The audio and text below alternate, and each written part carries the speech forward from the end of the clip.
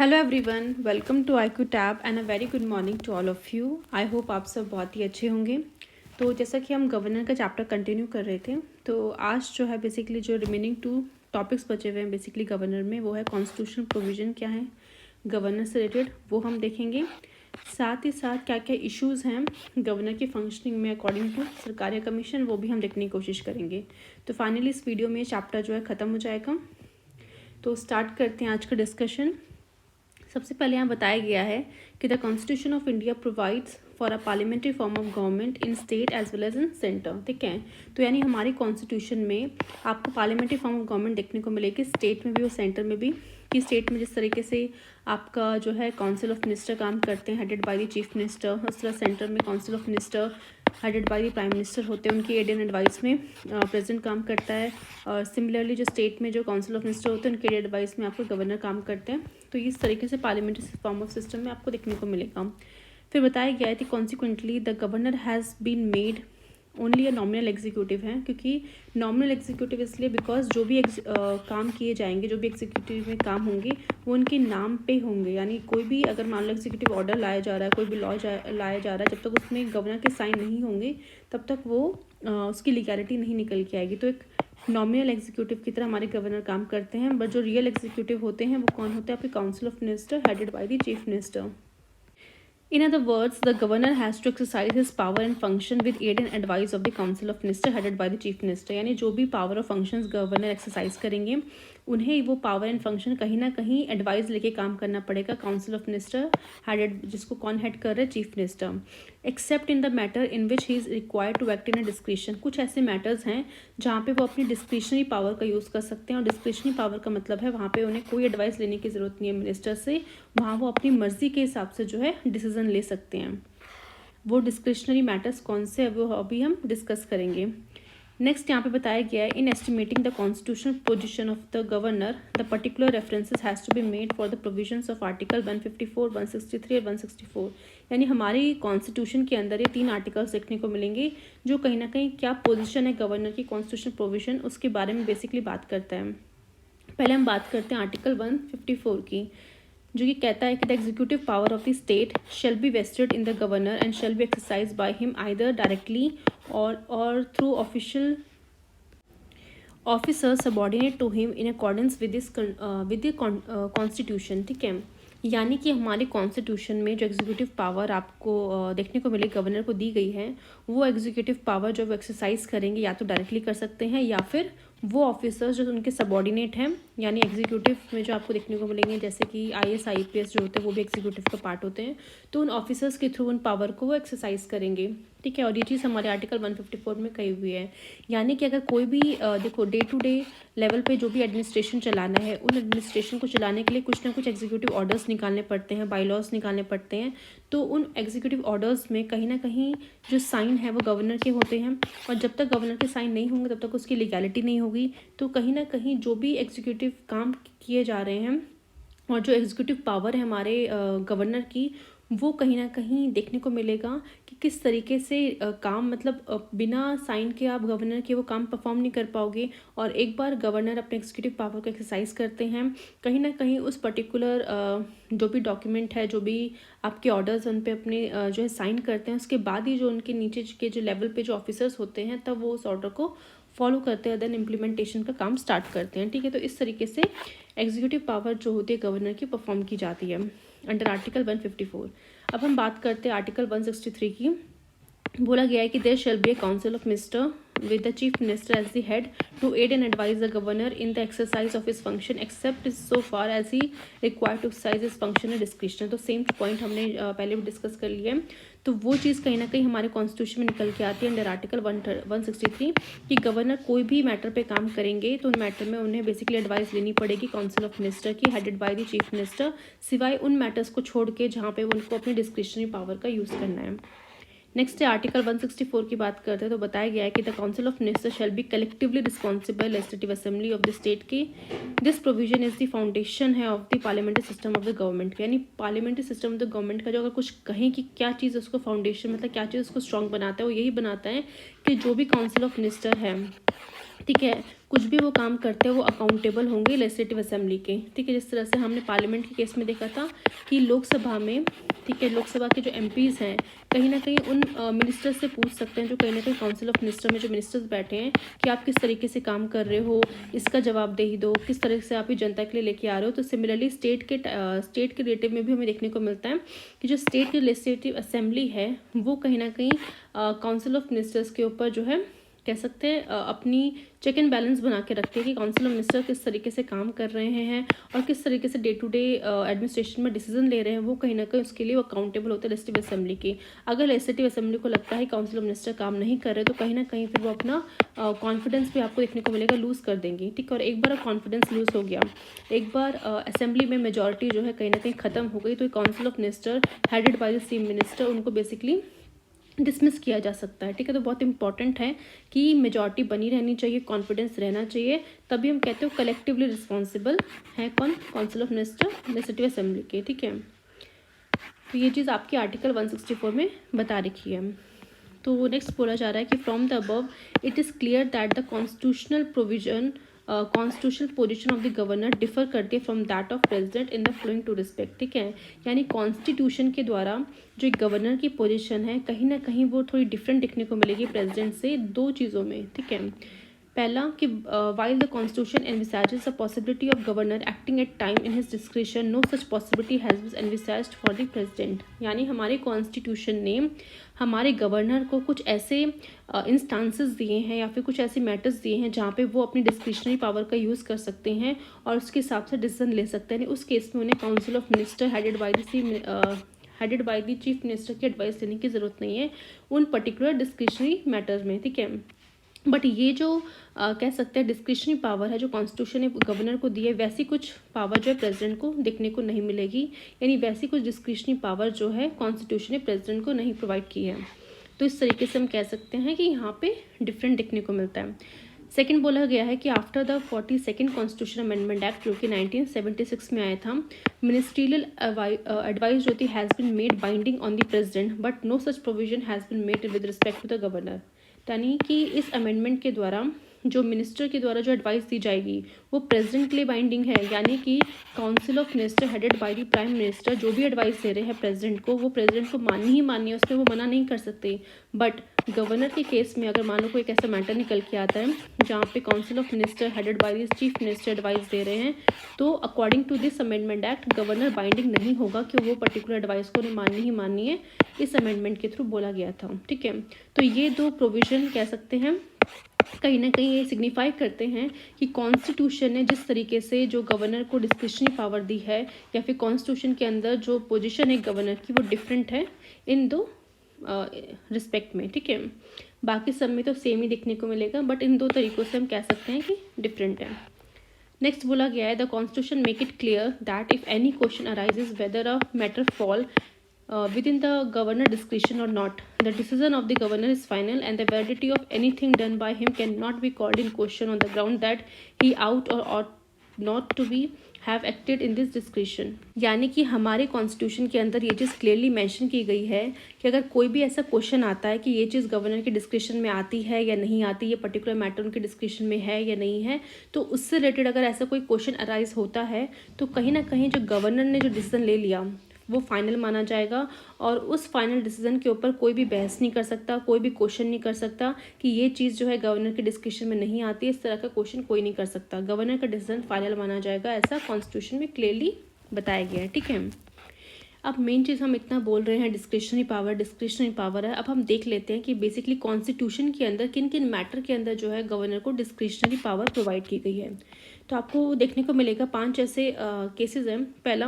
Reservation of a bill for the consideration of president. ठीक है, यानी कोई पर्टिकुलर बिल अगर गवर्नर को लगता है कि ये प्रेसिडेंट की कंसिडरेशन के लिए जाना चाहिए, कौन कौन से रीज़न थे, नेशनल इंपॉर्टेंस का अगर मान लो कोई रीज़न है, इसके अलावा अगर मान लो कोई भी ऐसा बिल लाया जा रहा है जो कि डीपीएसपी के अगेंस्ट जा रहा है या फिर जो लार्जर इंटरेस्ट है सोसाइटी का उसके अगेंस्ट अगर कोई बिल आ रहा है, या फिर जो किस तरीके से आपने देखने को मिलेगा आर्टिकल 31A के अंदर जो प्रॉपर्टी से एक्वाजिशन ऑफ प्रॉपर्टी से डील करता है उससे रिलेटेड अगर कोई बिल आ रहा है, ठीक है, उस केस में हम कह सकते हैं कि वो पर्टिकुलर बिल जो है गवर्नर के द्वारा रिजर्व कर लिया जाता है प्रेसिडेंट के लिए, ठीक है। तो कौन सा बिल रिजर्व होगा कौन सा नहीं होगा, अगेन वो किसकी डिस्क्रिशनरी पावर है, गवर्नर की। सेकंड है recommendation for the imposition of the president rule in the state, यानी जिस पर्टिकुलर स्टेट के वो गवर्नर है उस पर्टिकुलर स्टेट में अगर मान लेते हैं वहाँ की जो स्टेट मशीनरी है, जो वहाँ की गवर्नमेंट है, कहीं ना कहीं कॉन्स्टिट्यूशन के हिसाब से काम नहीं कर रही है, तो उस बेसिस पे जो है वो रिकमेंड कर सकते हैं प्रेसिडेंट को कि भाई यहाँ पे सही से काम नहीं हो रहा है, आप प्रेसिडेंट रूल लगा दीजिए। एंड फिर उस हिसाब से आपको देखने को मिलेगा अगेन ये पावर गवर्नर के डिस्क्रिप्शन में आती है। यानी बेसिकली स्टेट से वो अभी आपको देखने को मिलेगा लेटर ऑन कि किस तरीके से सरकारी कमीशन ने ये चीज़ एलिगेशंस लगाई है कि गवर्नर जो है चांस भी नहीं देते स्टेट को ये शो करने का कि वो कॉन्स्टिट्यूशन के हिसाब से किस तरीके से काम कर रहे हैं या नहीं कर रहे, वो डायरेक्टली अपना जो है रिकमेंडेशन पास ऑन कर देते हैं प्रेसिडेंट को, ठीक है। जिसके हम कह सकते हैं काफ़ी क्रिटिसिज्म भी फेस करना पड़ता है फिर गवर्नर को उस चीज़ के लिए। थर्ड पावर हम देखने को मिलता है कि while exercising his function as administrator of adjoining union territory in case of additional charge, यानी कि मान लेते हैं एक पर्टिकुलर स्टेट के वो गवर्नर हैं, बट उसी पर्टिकुलर स्टेट के आसपास मान लो कोई यूटी है,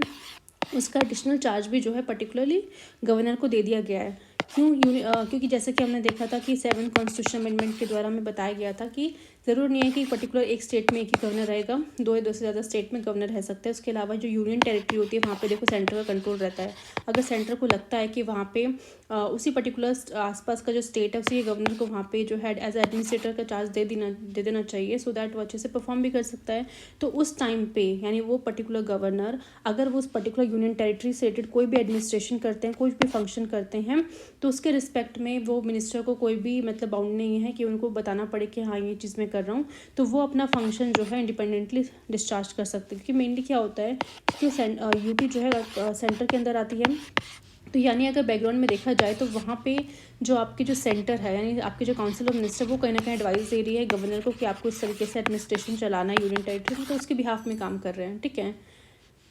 तो ठीक है, तो ये 3 आपको क्लियर हो गए। फोर्थ बोला गया है determining the amount payable by the government of Assam, Meghalaya, Tripura and Mizoram to autonomous tribal district council as royalty acquiring from licensing from mineral exploration, ठीक है। तो ये जो पर्टिकुलर स्टेट है ये 6th शेड्यूल के अंदर जो आते हैं असम, मेघालय, त्रिपुरा, मिजोरम, तो यहाँ पे जो basically autonomous tribal district council जहाँ पे बनाई हुई हैं उनको बेसिकली किस तरीके से पैसा देना है, किसका पैसा जो मिनरल एक्सप्लोरेशन के लिए जो भी लाइसेंसिंग इशू किया जाता है कि एरिया में ये जो ट्राइबल एरियाज़ जो हैं वहाँ पे कुछ ना कुछ मिनरल्स पाए जाते हैं। अब क्योंकि वहाँ पे मिनरल एक्सप्लोरेशन के लिए सरकार कुछ लाइसेंस इशू करती है, उस लाइसेंस से जो रॉयल्टी निकल के आती है उस रॉयल्टी का पैसा किस तरीके से कितना पैसा किस गवर्नमेंट को देना है, कितना आसाम के पास जाएगा, मेघालय के पास कितना जाएगा, तो वो सब डिसाइड करने की पावर, ठीक है, वो अमाउंट डिसाइड करने की पावर किसको कितना देना है वो हमारे गवर्नर के डिस्क्रिप्शन में आता है, ठीक है। तो इसके लिए इससे रिलेटेड यहाँ पे बताया भी गया है कि पैराग्राफ 9 क्लॉज 2 ऑफ 6 शेड्यूल की अगर बात करें, if any dispute arises as to the share of such royalty to be made over to a district council, it shall be referred to the governor for the determination, and the amount determined by the governor is in his discretion shall be deemed to be the amount payable to the district council, and the decision of the governor shall be final, ठीक है। नहीं, याद रखना कि अगर मान लो कोई भी डिस्प्यूट निकल के आ रहा है कि भाई इतना पैसा जो रॉयल्टी से आया था उसका शेयर इतना होना चाहिए, वो बेसिकली गवर्नमेंट को इतना पैसा जाना चाहिए, तो उससे रिलेटेड अगर कोई भी डिस्प्यूट निकल के आता है और गवर्नर ने फाइनल कर दिया कि भाई इतना पैसा इस सरकार को जाएगा, इतना पैसा इस सरकार को जाएगा, तो वो डिसीजन कहीं ना कहीं जो उन्होंने अपनी डिस्क्रिशनरी पावर को यूज़ करके किया है तो उस डिसीजन पे फाइनल क्वेश्चन नहीं हो सकता, वो फाइनल माना जाएगा गवर्नर का, ठीक है। The 6th schedule contains a provision as to administration tribal, जैसे कि हमने बात की कि 6th शेड्यूल के अंदर क्या कौन कौन से आपके एरियाज़ आते हैं, तो बेसिकली जो ट्राइबल एरियाज़ है उनका एडमिनिस्ट्रेशन जो होता है उससे प्रोविजन आपको देखने को मिलेंगे 6th शेड्यूल के अंदर। और ट्राइबल एरिया कौन कौन से कवर है इसके अंदर, असम, मेघालय, त्रिपुरा, मिजोरम, ठीक है। दिस इज़ वेरी इंपॉर्टेंट, आपको याद रखने पड़ेंगे कि 6th शेड्यूल के अंदर कौन कौन से एरियाज आते हैं, कौन कौन से ट्राइबल एरिया का एडमिनिस्ट्रेशन इससे बेसिकली जुड़ा हुआ है।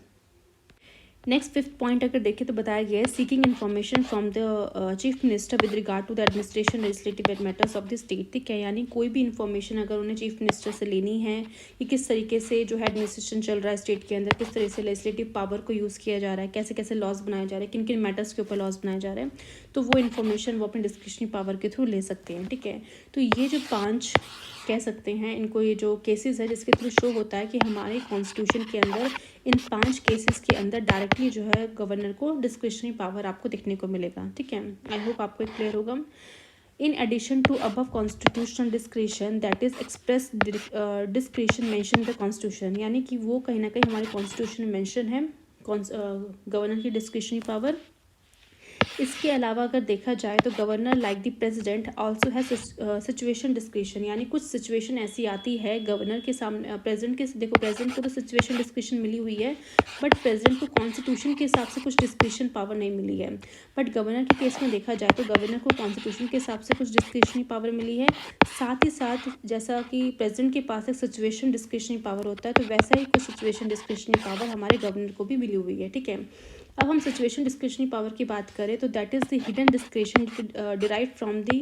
Exigencies of a prevailing political situation, यानी कुछ ऐसी पॉलिटिकल सिचुएशन ऐसी क्रिएट हो जाती है जहाँ पे उस सिचुएशन को डील करने के लिए प्रेसिडेंट भी और सिमिलरली गवर्नर भी अपने डिस्क्रिशनरी पावर का यूज़ करते हैं। बट ये सिचुएशन डिस्क्रिशन आपको याद रखना है कॉन्स्टिट्यूशन के अंदर मेंशन नहीं है। ये पर्टिकुलर उस सिचुएशन में किस तरीके से डील करना है, कहीं ना कहीं उस डिस्क्रिशन को यूज़ करने की पावर हमारे प्रेसिडेंट और गवर्नर के पास है। ठीक है, तो यहाँ पे आपको सिर्फ और सिर्फ एक चीज़ ध्यान रखनी है कि कॉन्स्टिट्यूशनल डिस्क्रिशनरी पावर सिर्फ हमारे गवर्नर को मिली हुई है, बट जो सिचुएशन डिस्क्रिशनरी पावर है जो कि कॉन्स्टिट्यूशन के अंदर मेंशन नहीं है वो गवर्नर के पास भी है और प्रेसिडेंट के पास भी है। ठीक है, अब मेन चीज़ ये है कि कौन कौन से सिचुएशन डिस्क्रिशनरी पावर गवर्नर को दी गई है। तो फिर पहला यहाँ पे बताया गया है कि appointment of a chief minister when no party has a clear cut majority in the state legislative assembly or when the chief minister in office dies suddenly and there is no obvious successor। ठीक है, तो ऐसे time पे जहाँ पे देखने को मिलेगा कि ऐसी कोई भी पार्टी नहीं है जहाँ जिसके पास क्लियर कट मेजॉरिटी हो। देखो सरकार बनाने के लिए सबसे ज़्यादा इंपॉर्टेंट ये है कि आपके पास मेजॉरिटी होनी चाहिए। बट अगर मान लो कोई भी पार्टी ऐसी चुन, जो भी पार्टी इलेक्शन लड़ रही थी, किसी भी पार्टी के पास एक क्लियर कट मेजॉरिटी नहीं आती, ठीक है, कि किस तरीके से स्टेट लेजिस्लेटिव असेंबली में कोई भी पार्टी अपनी क्लियर कट मेजॉरिटी प्रूव नहीं कर पाती, तो उस टाइम पे किसको चीफ मिनिस्टर अपॉइंट करना है, ये कहीं ना कहीं उस पर्टिकुलर सिचुएशन में एक सिचुएशन डिस्क्रिशनरी पावर जो है गवर्नर को मिली है कि वो अपने हिसाब से फिर चूज़ करते हैं कि मान लो उनको लगा कि हाँ आप उन्होंने किसी पार्टी की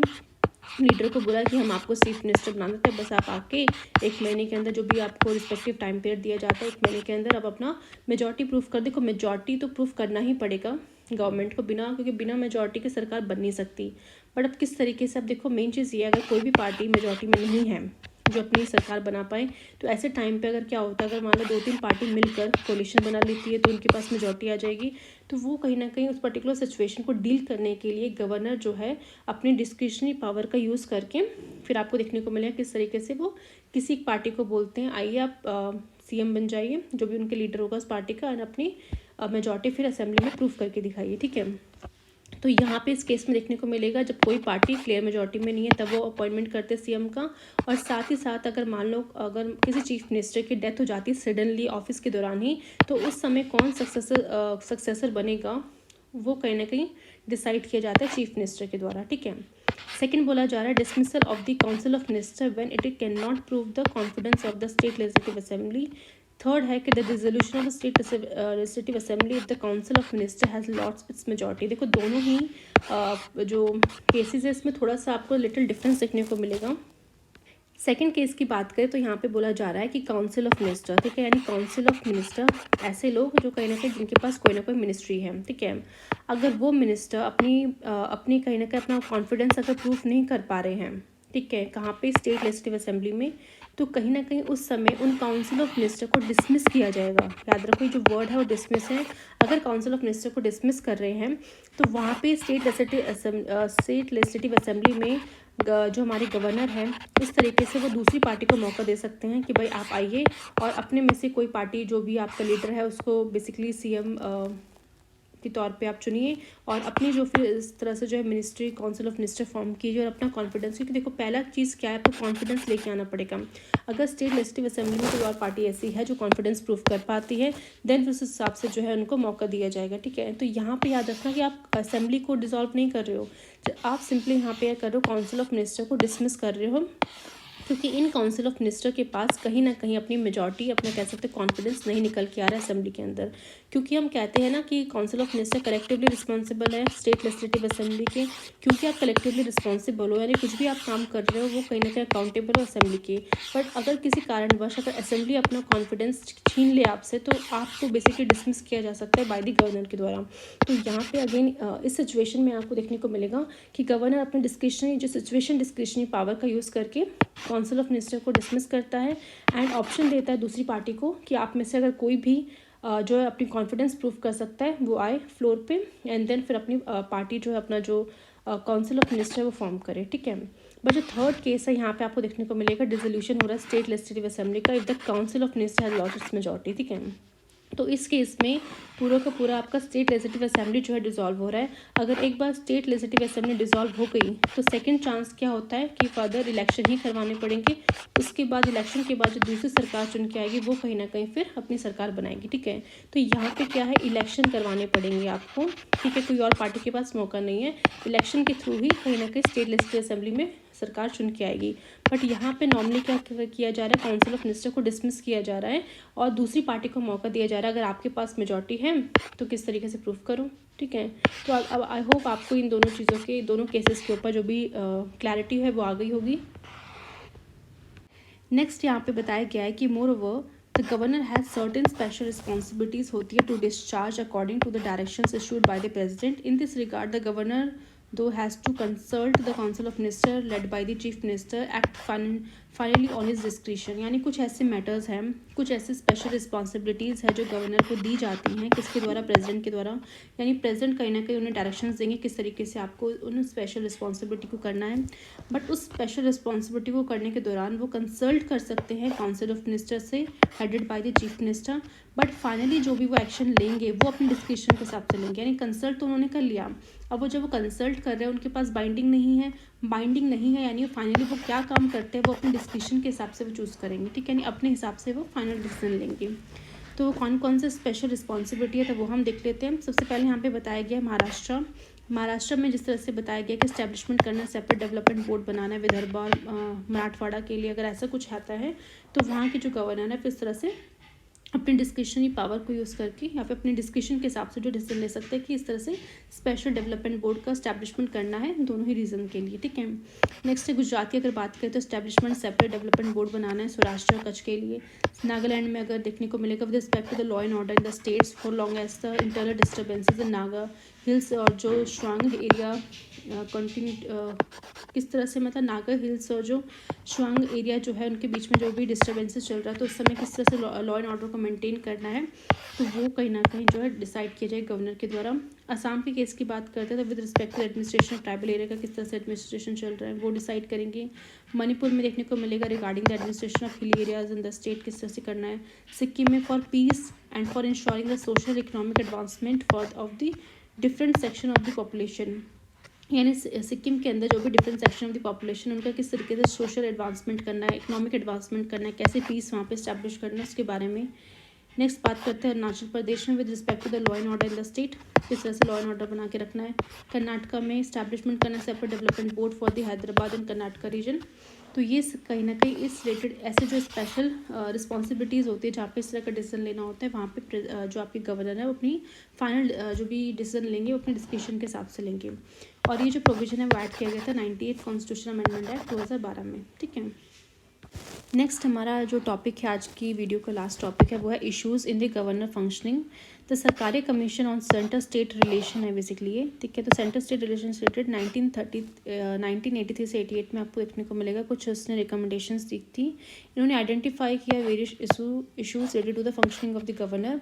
These issues are continuing and relevant even today. The commission has explained even in the flowing way। मतलब उन्होंने वो जो इश्यूज़ है कहीं ना कहीं अच्छे से एक्सप्लेन करे हैं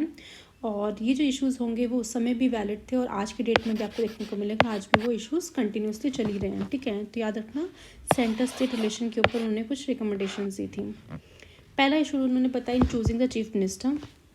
तो यहाँ पे बताया गया है कि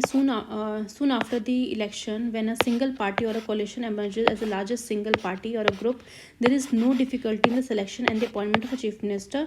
ठीक है, यानी कि अगर मान लो कोई भी ऐसी सिंगल पार्टी है जिसके पास मेजॉरिटी है, या फिर जो कोलिशन पार्टी अगर मिलती है उनके पास मेजॉरिटी है, तो उनमें से सिलेक्ट करना कि किसको चीफ मिनिस्टर बनाना है, किस पार्टी की मेजॉरिटी, जिस पार्टी की मेजॉरिटी होगी, चाहे वो सिंगल पार्टी की मेजॉरिटी हो या फिर कोलिशन पार्टी की मेजॉरिटी हो, तो उसमें से उसके जो लीडर है उसमें को चीफ मिनिस्टर चूज़ करना, उसमें कोई डिफ़िकल्टी का बेसिकली गुंजाइश नहीं होती। However when no single party और a group command absolute majority, then the governor has to exercise his discretionary power in selection of the chief minister. ठीक है, बट अगर किसी भी पार्टी के पास अगर कोई भी मेजॉरिटी नहीं है, कोई भी ग्रुप जो भी बना हुआ है, कोलिशन ग्रुप है, उसके पास कोई मेजॉरिटी नहीं है, तो उस केस में देखने को मिलेगा गवर्नर अपनी डिस्क्रिशनरी पावर को यूज़ करते हैं चीफ मिनिस्टर को सिलेक्ट करने के लिए। In such a situation the leader of a party और अ ग्रुप, जो भी लीडर होगा पार्टी का या फिर जो भी कोलिशन पार्टी होगा उसका जो भी मतलब उस पर्टिकुलर ग्रुप का जो भी लीडर होगा, which is so far as the governor is liable, जिसको गवर्नर लाइबल समझता है, to ascertain has a larger support in the basically legislative assembly. ये लेजिस्लेटिव है, गलत हो गया, ठीक है। तो अगर गवर्नर को लगता है कि भाई ये पर्टिकुलर सिंगल पार्टी या फिर ये पर्टिकुलर कोलिशन पार्टी, मुझे लग रहा है कि ये असेंबली के अंदर जो है कहीं ना कहीं लार्जर सपोर्ट गैदर कर सकती है, उसको बेसिकली उस पार्टी को कहीं ना कहीं वो गवर्नमेंट फॉर्म करने के लिए बोल देगा। तो ये जो बेसिकली वो चूज़ कर रहे हैं ना, वो अपनी डिस्क्रिशनरी पावर को यूज़ करके कर रहे हैं कि वो कहीं ना कहीं देख रहे हैं कि कोई भी अगर ऐसी सिंगल पार्टी है, कोलिशन पार्टी मिलके इस तरीके से अपना सपोर्ट अगर गैदर कर सकती है, तो उनका वो सरकार बनाने के लिए बोल देते हैं। And leaving it to the assembly, यानी वो जो पर्टिकुलर असेंबली बनाएंगे लेजिस्लेटिव असेंबली के ऊपर छोड़ दिया जाता है, to determine the question of the confidence, किस तरीके से वो पर्टिकुलर पार्टी जो चुन के आई है, जिनको उन्होंने कहीं ना कहीं अपनी डिस्क्रिशनरी पावर से चुना है, तो वहाँ पे कहीं ना कहीं असेंबली के ऊपर छोड़ दिया जाता है कि आप इनसे कॉन्फिडेंस बेसिकली लो, यानी उन्हें बेसिकली हाउस के अंदर अपनी मेजॉरिटी जो है शो करनी पड़ेगी। This procedure leaves little scope for any allegation of unfairness और partisanship on the part of the governor in the use of discretion. मतलब थोड़ा बहुत आप कहने को देखने को मिलेगा, ये जो प्रोसीजर फॉलो किया जाता है, तो ऐसे जो एलिगेशंस लगाए जाते हैं कि अनफेयर तरीके से जो है चूज़ किया जाता है, तो वो स्कोप जो है कहीं ना कहीं ज़्यादा नहीं रहता, थोड़ा सा स्कोप रहता है, देखने को मिलेगा कि किस तरीके से गवर्नर अपनी पावर का यूज़ करते हैं। नेक्स्ट यहाँ पे बेसिकली बोला जा रहा है कि सच अ सिचुएशन में also arise when a ministry resign even after defeated in the assembly और because it find itself in a minority. यानी कि ऐसी सिचुएशन तो हमने देख लिया जहाँ पे कोई सिंगल पार्टी के पास मेजॉरिटी नहीं है, उस केस में गवर्नर किस तरीके से अपनी डिस्क्रिशनरी पावर का यूज़ करके गवर्नमेंट फॉर्म करने को बोलते हैं किसी पर्टिकुलर पार्टी को। एंड बट यह है कि देखो, पार्टी तो बेसिकली जो गवर्नमेंट तो फॉर्म हो गई, बट जब तक वो उस पर्टिकुलर एक महीने के अंदर जो अपनी मेजॉरिटी प्रूव नहीं करे, तब तक वो सरकार चला नहीं सकते। तो बहुत इंपॉर्टेंट है वो उस पार्टी के ऊपर कि किस तरीके से अब उन्हें साम दाम ठंड भेद यूज़ करके किस तरीके से अपनी पार्टी के अंदर मेजॉरिटी लानी है, एक महीने के अंदर उन्हें किस तरीके से मेजॉरिटी बस हासिल करनी है, ताकि वो 5 साल तक अच्छे से सरकार चला सके, ठीक है। तो इसके साथ हमने देखने को मिला था कि किस तरीके से अगर मान लो कोई पर्टिकुलर मिनिस्ट्री है, अगर वो रिज़ाइन कर रही है जस्ट बिकॉज उनका डिफीट हो गया असेंबली के अंदर, ठीक है, और उस केस में या फिर हम कह सकते हैं उनको लगता है कि वो माइनॉरिटी में है, अब उनके पास मेजॉरिटी रही नहीं, उन्होंने कॉन्फिडेंस खो दिया है, तो उस केस में भी जो हम कह सकते हैं गवर्नर अपनी सिचुएशन डिस्क्रिशनरी पावर का यूज़ करते हैं उस पर्टिकुलर सिचुएशन को डील करने के लिए, किस तरीके से दूसरी पार्टी को मौका दिया जाए कि भाई आप आओ, आप अपनी मिनिस्ट्री इस्टेब्लिश करो, आप अपना कॉन्फिडेंस गैदर करो, ठीक है। तो ये पहला जो है कहीं ना कहीं इशू जो है रेस किया था सरकारी कमीशन ने। सेकंड बोला जा रहा है टेस्टिंग द मेजॉरिटी को टेस्ट करने के लिए। नेक्स्ट इसमें बोला जा रहा है the governor have employed various ways to determine which party और group is likely to command a majority in the legislative assembly. तो कहीं ना कहीं गवर्नर जो है उन्होंने काफ़ी सारे तरीके यूज़ कर रखे हैं किस तरीके से पार्टी या फिर ग्रुप को कमांड देना है कि आप भाई मेजॉरिटी प्रूफ करो लेजिस्लेटिव असेंबली के अंदर। सम हैव रिलाइड ऑन, कुछ ऐसे गवर्नर है जो कहीं ना कहीं रिलाई करते हैं list of the supporter of rival client produce before them, in other cases physical verification bye counting head was carried out. अब क्योंकि देखो एक बार आपने सरकार बना ली, बट मेजॉरिटी का जब टेस्ट आएगा तो उस मेजॉरिटी का टेस्ट कैसे लेना है, तो वो आपको देखने को मिलेगा हर गवर्नर हर एक स्टेट के वो अपना अपना मेथड यूज़ करते हैं। कुछ ऐसे होते हैं वो लिस्ट ऑफ सपोर्टर की जो लिस्ट होती है जहाँ पे नाम लिखा होता है सपोर्टर का, उनकी हामी, उनका सिग्नेचर यहाँ पे देखने को मिलेगा, तो उस लिस्ट के थ्रू वो चेक कर लेते हैं, ठीक है अच्छा इतने इतने लोग सपोर्ट करते हैं, मीन्स मेजॉरिटी मिल गई सरकार को। और कुछ जो होते हैं अदर केसेस में वो फिजिकली वेरिफिकेशन करते हैं, यानी वो सिंपली असेंबली के अंदर बोलेंगे कि हाथ खड़ा करो कौन कौन से पार्टी के सपोर्ट में है, तो फिर उनके हेड जो भी काउंट है कर करके काउंटिंग कर करके फिर वो मेजॉरिटी चेक करेंगे, ठीक है। तो इस तरीके से मेजॉरिटी को चेक किया जाता है। नेक्स्ट यहाँ पे इशू है in dismissal of the chief minister. बोला जा रहा है कि there has been no uniformity in the regard to the criteria adopted for dismissal of the chief minister. And chief minister को डिसमिस करने का जो क्राइटेरिया उसमें कोई यूनिफॉर्मिटी देखने को नहीं मिलेगी। Obviously chief minister can not continue in office after he ceases to command a majority in the legislative assembly, यानी एक बार लेजिस्लेटिव असेंबली के अंदर उनकी जो मेजॉरिटी कहीं ना कहीं प्रूव नहीं हो पाती, तो अगर प्रूव नहीं कर पा रहे तो उस समय चीफ मिनिस्टर कंटिन्यू नहीं कर पाएंगे अपने ऑफिस में। And it is normal for a chief minister to resign immediately, या तो वो अपना इमीडिएटली रेजिग्नेशन दे दें या फिर वो फेस करे लेजिस्लेटिव असेंबली के अंदर to prove that the continues to enjoy majority support, ठीक है। यानी देखो कहीं ना कहीं चीफ मिनिस्टर को जो है ना अंदाज़ा लग जाता है कि किस तरीके से उनकी पार्टी ने सपोर्ट कर रही है नहीं कर रही, बिकॉज कहीं ना कहीं उनके डिस्कशन करते हैं कि हम ये काम करने वाले ये काम करने वाले। तो जब जिस तरह से पार्टी का वहाँ पे बिहेवियर रहता है या फिर जिस तरह से उनके आंसर्स रहते हैं, उनके थ्रू समझ जाते हैं कि कौन कौन से लोग हैं जो उन्हें सपोर्ट कर रहे हैं कौन नहीं कर रहे हैं। अब क्योंकि देखो चीफ मिनिस्टर को पता है कि ज़्यादा दिन तक तो हम यहाँ पे असेंबली में कर नहीं पाएंगे, तो या तो उनके पास ऑप्शन है कि वो खुद रेजिग्नेशन दे दें, ठीक है। सेकंड, या तो वो फेस करे फिर उस असेंबली के अंदर जब वो मेजॉरिटी के लिए बोला जाएगा तो मेजॉरिटी को फेस करे और बेसिकली प्रूफ करे कि सच में उनके पास मेजॉरिटी है या नहीं है, ठीक है। तो ये देखने को मिलता है। नेक्स्ट बोला जा रहा है in dissolving the legislative assembly various governor have adopted different approaches in similar situations in regard of dissolution of legislative assembly. यानी जब भी बात लेजिस्लेटिव असेंबली को डिसॉल्व करने की होती है तो सिचुएशन देखो सेम है, हर एक स्टेट में आपको सेम सिचुएशन देखने को मिलेगी किस तरह से लेजिस्लेटिव असेंबली डिसॉल्व हो रही है, बट इसकी जो अप्रोच है वो कहीं ना कहीं हर एक गवर्नर जो डिफरेंट अप्रोच फॉलो करते हैं उनको बेसिकली डिसॉल्व करने की जब बात आती है लेजिस्लेटिव असेंबली की, ठीक है। तो यहाँ बताया जाता है कि the advice of a chief minister enjoying majority support in the assembly is normally binding to the governor. यानी कि जब चीफ मिनिस्टर एडवाइस करते हैं किसको, गवर्नर को, कि भाई हमारी जो है मेजॉरिटी असेंबली के अंदर, तो वो जो एडवाइस जो दी जा रही है चीफ मिनिस्टर के द्वारा गवर्नर को वो कहीं ना कहीं बाइंडिंग है, गवर्नर कुछ नहीं बोल सकता, ठीक है आप मेजॉरिटी इंजॉय करो, ठीक है। However where the chief minister has lots of support, ठीक है, अगर वो सपोर्ट खो देते हैं, some governor refuse to dissolve the legislative assembly, but कुछ गवर्नर्स जो होते हैं भले चीफ मिनिस्टर ने अपना जो सपोर्ट है खो दिया है, बट कुछ गवर्नर्स देखने को मिलेगा वो डिसॉल्व नहीं करते लेजिस्लेटिव असेंबली को उनके एडवाइस में, ठीक है। यानी चीफ मिनिस्टर की एडवाइस में होना ये चाहिए था कि चीफ मिनिस्टर का एडवाइस कर रहा है कि भाई हमने अपना सपोर्ट खो दिया है तो आप हमारी जो भी लेजिस्लेटिव असेंबली उसको डिसॉल्व कर दो, बट देखने को मिलेगा कुछ गवर्नर उनके एडवाइस पर डिसॉल्व नहीं करते। बाकी कुछ लोग जो होते हैं, कुछ गवर्नर्स ऐसे होते हैं जो सिमिलर सिचुएशन में एक्सेप्ट करते हैं चीफ मिनिस्टर की एडवाइस को और उनके एडवाइस से फिर वो असेंबली को डिसॉल्व कर देते हैं। और एक बार असेंबली डिसॉल्व हो गई तो फिर फ्रेश इलेक्शंस करवाए जाएंगे, नई पार्टी फिर जो है सामने आएगी और फिर अगेन जिस पार्टी के पास मेजॉरिटी होगी वो अपनी सरकार बनाएंगे। सरकार बनाने के बाद वो 1 महीने के अंदर अपनी मेजॉरिटी प्रूफ करेगी एंड इस तरीके से भी प्रोसेस चलता रहेगा।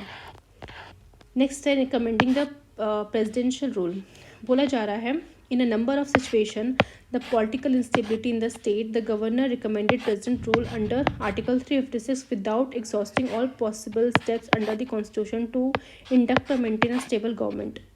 तो यहाँ पे बेसिकली बताया जाता है कि अगर मान लो कुछ इस तरह का सिचुएशन बनती है कि पर्टिकुलर स्टेट में पॉलिटिकली इंस्टेबल हो गई है, वहाँ की गवर्नमेंट अच्छे से काम नहीं कर पा रही है, तो उस समय जो गवर्नर जो है रिकमेंड कर देते हैं प्रेसिडेंट को कि भाई स्टेट जो है इस तरीके से काम नहीं कर पा रही, यहाँ पे इंस्टेबिलिटी देखने को मिल रही है, तो प्रेसिडेंट वहाँ पे फिर प्रेसिडेंशियल रूल लगा देते हैं अंडर आर्टिकल 356। बट यहाँ पे बोला ये जाता है कि जो भी पॉसिबल स्टेप था अंडर द कॉन्स्टिट्यूशन कि किस तरीके से मतलब गवर्नर को चेक करना था कि सरकार जो है सच में स्टेबल है या नहीं है, तो वो स्टेप लिए बिना ही वो क्या करते हैं, रिकमेंडेशन देने लग जाते हैं प्रेसिडेंट को कि भाई मुझे लगता है कि स्टेबल हो चुकी है यहाँ की गवर्नमेंट, स्टेट में अच्छे से फंक्शन नहीं हो रहा, आप आगे प्रेसिडेंट रूल लगा दीजिए। तो इस बात में कहीं ना कहीं देखने को मिलेगा काफ़ी क्रिटिसाइज किया जाता है गवर्नर को, ठीक है। The governor concern neither gave a fair chance to contending parties, ठीक है, to form a ministry nor allowed a fresh appeal to the electorate after dissolving in the legislative assembly, ठीक है। अब क्योंकि आपने इस तरीके से प्रेसिडेंट रूल लगा लिया, अब उसके बाद अब जो है फेयर चांस नहीं मिलता है जो भी पार्टीज कंटेंट करे कि कौन मिनिस्ट्री बनाएगा किस तरीके से, ना ही वो फ्रेश जो भी अपील होती है किस तरह से इलेक्टोरेट आएगा after dissolving the legislative assembly को डिसॉल्व करने के बाद किस तरीके से जो है फ्रेश इलेक्टोरेट के थ्रू कैसे अपील आएगी, तो उन सबको बेसिकली चांस नहीं दिया जाता bye the governor. Almost all the cases have been criticized on the ground that the governor, while making the recommendation to the president, behave a partisan manner, यानी कहीं ना कहीं वो भेदभाव कह सकते हैं, ठीक है, वो कहीं ना कहीं वो शो करता है यहाँ पे कि किस तरीके से ये सारी जो चीज़ें जो चल रही हैं ग्राउंड लेवल पे वो कहीं ना कहीं सही नहीं है। गवर्नर जो है बिना फेयर तरीके से वो चीज़ें एग्जीक्यूट नहीं करते, क्योंकि अगर सच में अगर उन्हें लग रहा है कि स्टेबल नहीं है, सबसे पहले चेक करें ऑन ग्राउंड जाके किस तरीके से स्टेट गवर्नमेंट काम कर रही है, बट उसके बिना ही हम देखने को मिलता है कि वो रिकमेंडेशन दे देते हैं। Further there has been no uniformity of approach in such situation, यानी कोई यूनिफॉर्मिटी नहीं है, कोई गवर्नर आएगा किस तरीके से परफॉर्म करेगा उस पर्टिकुलर सिचुएशन में, और कोई गवर्नर किसी और तरीके से। नेक्स्ट बोला जा रहा है in reserving the bill for president consideration, the governor reservation bill passed by the legislature for consideration of the president have created controversy in some cases, यानी कुछ केसेस में कंट्रोवर्सीज देखने को मिलती है कि भाई ये जो बिल था रिजर्वेशन मतलब रिजर्व के लिए था भी नहीं, मतलब होता नहीं, कुछ कुछ सिचुएशंस होते हैं जहाँ पे गवर्नर जो है रिजर्व करते हैं, बट अगेन क्योंकि गवर्नर की डिस्क्रिशनरी पावर है तो कोई कितना भी उन्हें क्रिटिसाइज़ कर ले वो तो अपनी पावर को यूज़ करके रिजर्व करेंगे ही, है ना। बट इस चीज़ के ऊपर काफ़ी ज़्यादा कंट्रोवर्सी देखने को मिलती है कभी कभी। नेक्स्ट बोला जा रहा है regarding the nomination to the legislative council, ठीक है। तो यहाँ पे बोला जा रहा है the use of discretionary power by the governor in the nomination of member to the legislative council has been criticised, these action have been criticised on the ground that the governor have no discretion such matter, यानी जिस तरह से आपको देखने को मिलेगा legislative council के अंदर 1/6 मेंबर को आप नॉमिनेट करते हो फॉर द स्पेशल फील्ड, जिसके पास लिटरेचर की नॉलेज है, ठीक है, कुछ पर्टिकुलर कह सकते हैं आर्ट की नॉलेज है, सोशल साइंस की नॉलेज है, इन फील्ड की जिनके पास नॉलेज होती है उनको नॉमिनेट किया जाता है। तो यहाँ पे अगेन जब भी नॉमिनेशन होता है तो यहाँ पे अगेन गवर्नर अपनी डिस्क्रिशनरी पावर का यूज़ करके लोगों को नॉमिनेट करते हैं लेजिस्लेटिव काउंसिल में। तो इस चीज़ के ऊपर क्रिटिसिज्म ये होता है क्योंकि लोगों का मानना ये है कि जो एक्शन ये जो है गवर्नमेंट का, कि गवर्नर जिस तरीके से नॉमिनेट कर रहे हैं वो उस पर्टिकुलर मैटर में जो है गवर्नर की कोई डिस्क्रिशनरी पावर नहीं आती, तो कैसे वो इस मैटर के ऊपर अपनी डिस्क्रिशनरी पावर का यूज़ करके जो है नॉमिनेट कर रहे हैं। तो इस बात में कहीं ना कहीं क्रिटिसाइज़ किया जाता है गवर्नर की इस एक्शन को। देन लास्ट इशू है regarding the exercise of discretion as a chancellor of a university. तो जैसा कि हम जानते हैं कि कॉन्स्टिट्यूशन ने जो है गवर्नर को बेसिकली चांसलर जैसे कोई भी पर्सन एक किसी स्टेट का गवर्नर बनता है तो एज अ वो उस पर्टिकुलर यूनिवर्सिटी का जो है चांसलर बन जाता है, ठीक है। तो वही यहाँ पे बोला जा रहा है the use of discretion by the governor in nominating member of a university council और university functioning in his capacity as a chancellor of university in a state, यानी वो उस पर्टिकुलर स्टेट की जो यूनिवर्सिटी होती है उसके चांसलर होते हैं, और क्योंकि वहाँ पे वो चांसलर होते हैं तो वो अपनी यहाँ पे गवर्नर अपनी डिस्क्रिशनरी पावर का यूज़ करके अपने हिसाब से मेंबर को जो है नॉमिनेट करते हैं यूनिवर्सिटी काउंसिल के अंदर, और किस तरीके से यूनिवर्सिटी फंक्शन करेगी वो कहीं ना कहीं अपनी डिस्क्रिशनरी के हिसाब से वो डिसाइड करते हैं, ठीक है। तो इस चीज़ का जो है काफ़ी सारा आपको क्रिटिसिज्म देखने को मिलेगा कि गवर्नर अगेन यहाँ पे इस मैटर के ऊपर, क्योंकि भले ही वो चांसलर हैं, नो डाउट वो चांसलर है स्टेट यूनिवर्सिटी के, बट यहाँ पे अगेन वो अपनी डिस्क्रिशनरी पावर का यूज़ नहीं कर सकते, किसी को भी वो नॉमिनेट कर रहे हैं अपने हिसाब से वो फंक्शन जो है मतलब बना रहे किस तरह से यूनिवर्सिटी फंक्शन करेगी। तो यहाँ पे बेसिकली देखा जाता है इन सेवरल स्टेट यूनिवर्सिटी में the concern legislation specially provided that the governor by virtue of his office shall be a chancellor or the head of the university, and by this legislation certain power has been conferred to the on the chancellor, यानी कि वहाँ पे ये देखने को मिलेगा कि उन पर्टिकुलर स्टेट यूनिवर्सिटीज़ के अंदर कुछ लेजिस्लेशंस बनाई जाती है गवर्नमेंट के द्वारा ही, कि उस लेजिस्लेशन को यूज़ करके ही जो आपके गवर्नर है वो परफॉर्म करेंगे अपनी ड्यूटीज़ को, उस हिसाब से वो जो है अगर नॉमिनेशन करना है या फिर किस तरीके से यूनिवर्सिटी चलानी है तो उन लेजिस्लेशन को यूज़ करके उस लेजिस्लेशन जो पावर है उसको यूज़ करके कहीं ना कहीं चांसलर काम करेंगे, ठीक है, ना कि अपनी डिस्क्रिशनरी पावर का यूज़ करेंगे। देन यहाँ पे बोला जा रहा है governor have exercise their power as chancellor under the statute, यानी जो भी स्टैच्यूट बनाया गया है, जो भी पर्टिकुलर लॉ बनाया गया है कि भाई स्टेट यूनिवर्सिटी में जिस तरीके से काम होगा, जिस तरह से अपॉइंटमेंट होगा, और उसके लिए गवर्नमेंट ने ऑलरेडी कुछ स्टैच्यूट बना दिए, कुछ रूल्स एंड रेगुलेशंस बना दिए हैं, उन रूल्स एंड रेगुलेशन के हिसाब से ही जो है गवर्नर को काम करना है। तो यहाँ पे ऐसा बोला गया है, यानी गवर्नर यहाँ पे अपनी डिस्क्रिशनरी पावर को यूज़ नहीं कर सकते, यानी यहाँ पे जब गवर्नर एक पर्टिकुलर स्टेट यूनिवर्सिटी के चांसलर की तरह काम कर रहे हैं ना, तब वो अपनी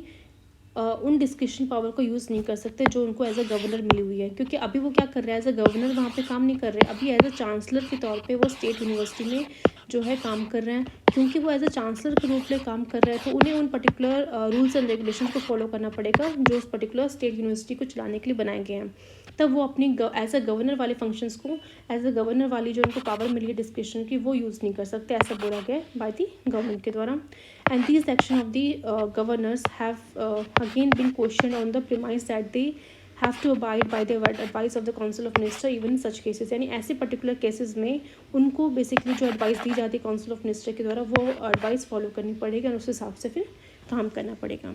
बट ऑन रियलिटी देखने को ये मिलता है कि गवर्नर जो है अपने डिस्क्रिप्शन के हिसाब से काम करते हैं। क्योंकि देखो सबसे बड़ी चीज़ ये हो गई ना कि जो 42nd अमेंडमेंट थी उन्होंने ये चीज़ बोल दी है कि जो भी एडवाइस दी जाएगी काउंसिल ऑफ मिनिस्टर के द्वारा वो बाइंडिंग नहीं है। तो यही सबसे बड़ा जो है मेन फ्लॉ निकल के आ गया है कि अब तो यहाँ पे कोई भी मैटर हो वहाँ पे डिस्क्रिप्शन पावर तो देखने को मिलेगी। अगेन गवर्नर किस तरीके से काम कर रहा है या फिर किस तरीके से स्टेट में परफॉर्म कर रहा है वो बैकएंड में देखा जाता है कि सेंटर का कंट्रोल किस तरीके से, बिकॉज सेंटर का एजेंट है।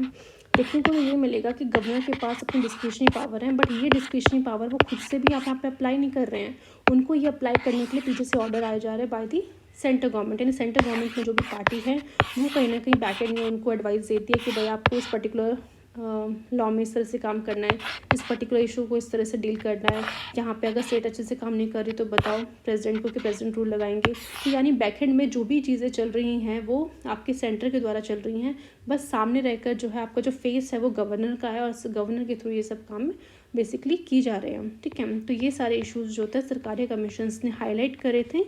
कब 1983-88 के टाइम में, और ये इश्यूज आज भी देखने को मिलते हैं। बट टाइम टू टाइम बस अब जुडिशरी के ऊपर ये किस तरीके से जुडिशरी जो है इन पर्टिकुलर इश्यूज़ को सॉल्व करने में हेल्प कर सकती है, बिकॉज कोई भी गवर्नमेंट इस चीज़ में देखो इंटरफेयर कर नहीं पा रही है। हर कोई गवर्नमेंट आती है, स्टेट गवर्नमेंट आती है, वो बस एलिगेशंस पे एलिगेशंस ही लगाती है कि गवर्नर हमें इस तरह से काम करने नहीं दे रहे, हमारे जो बिल्स कब से पेंडिंग पड़े हैं जो कि काफ़ी इंपॉर्टेंट रखते हैं वो बिल पेंडिंग है, उन पर कोई एक्शन नहीं लिया जा रहा। तो उस पर्टिकुलर इशू को अब डील करना है तो सिर्फ और सिर्फ जुडिशरी वहाँ पे कहीं ना कहीं अपना रोल प्ले करती हैं। और टाइम टू टाइम देखने को मिलेगा कि जुडिशरी को लगता है कि सच में गवर्नर जो है इस तरीके से अपनी डिस्क्रिशनरी पावर का यूज़ कर रहे हैं, तो उसको कर्व डाउन करने के लिए भी कहीं ना कहीं जुडिशरी अपनी फिर जजमेंट देती है। तो यहाँ पे आपका ये फाइनली जो गवर्नर का चैप्टर है फिनिश हो गया है। एंड आई होप आपको हर एक टॉपिक अच्छे से समझ में आया हो। फिर भी कोई डाउट हो तो आप कमेंट बॉक्स में पूछ सकते हैं। नेक्स्ट वीडियो में हम न्यू चैप्टर जो बेसिकली चीफ मिनिस्टर को जो न्यू चैप्टर है चीफ मिनिस्टर का वो हम स्टार्ट करने जाएंगे। सो आज के लिए इस वीडियो को यहीं पे हम स्टॉप करते हैं। आई होप आपको लेक्चर पसंद आया हो तो आप इसे लाइक कीजिए, शेयर कीजिए, ज़्यादा से ज़्यादा सब्सक्राइब कीजिए।